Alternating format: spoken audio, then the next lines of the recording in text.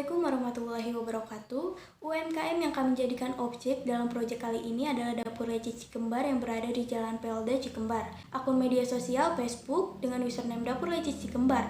Kalau modal usahanya 30 juta, jenis usaha food and beverage, sudah berjalan selama 6 tahun.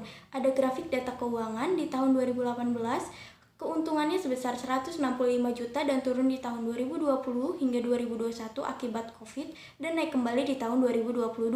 Kemudian ada grafik biaya marketing yang setiap tahunnya menurun dan hanya naik di tahun 2021 saja.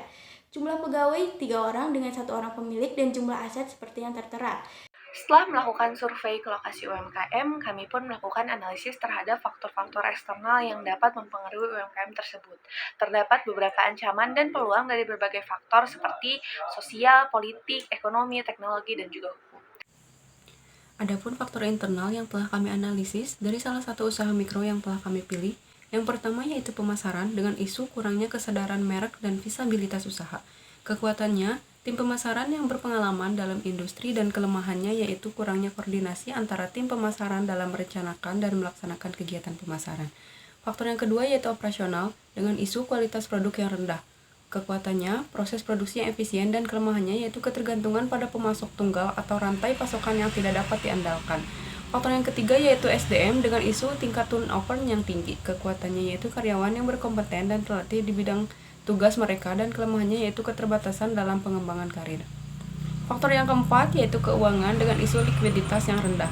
Kekuatannya yaitu manajemen keuangan yang efektif dalam mengelola arus kas dan anggaran, dan kelemahannya yaitu ketergantungan pada pendanaan eksternal atau hutang yang dapat membebani usaha dengan biaya tambahan.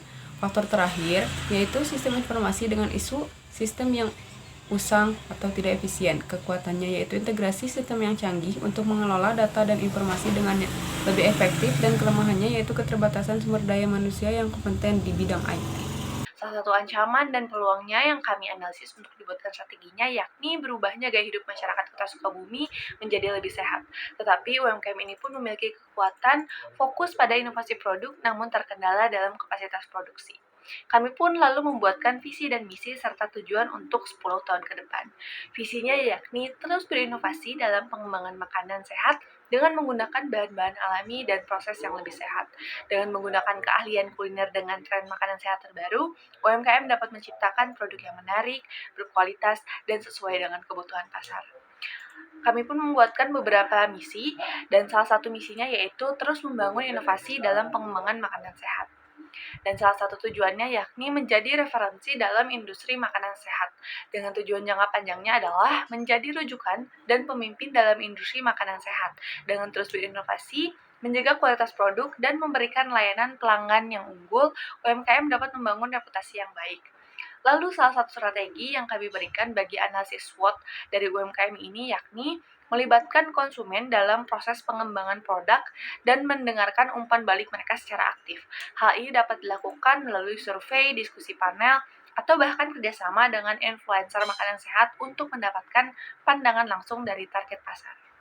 Grand strategi yang cocok untuk UMKM ini dengan menetapkan strategi intensif yang meliputi pertumbuhan pasar yang sudah ada, pengembangan produk inovatif sesuai dengan kebutuhan pelanggan, diversifikasi produk untuk menjangkau segmen pelanggan yang lebih luas, dan mempertahankan hubungan pelanggan melalui kepuasan dan pelayanan yang responsif.